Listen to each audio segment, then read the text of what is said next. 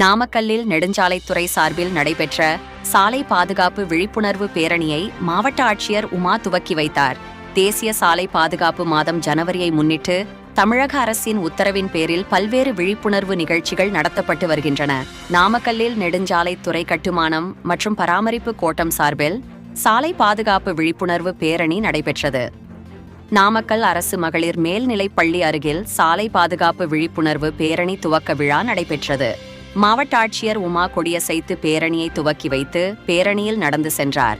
Paramathi road, கோட்டை road, உழவர் சந்தை, நேதாஜி சிலை, பலப்பட்டறை மாரியம்மன் கோயில், கடைவீதி, மெயின் ரோடு வழியாக சென்ற பேரணி பார்க் ரோட்டில் நிறைவு பெற்றது.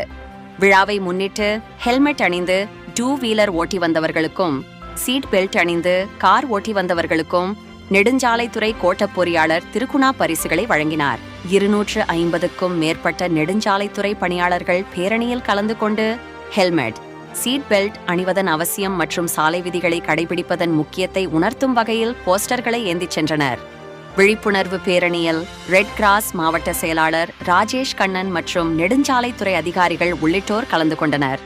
எங்களது செய்தியை அனைவருக்கும் ஷேர் செய்யுங்கள். மறக்காமல் சப்ஸ்கிரைப் செய்து கொள்ளுங்கள். உண்மை செய்திகள் உடனுக்குடன். வணக்கம் தலைமுறை.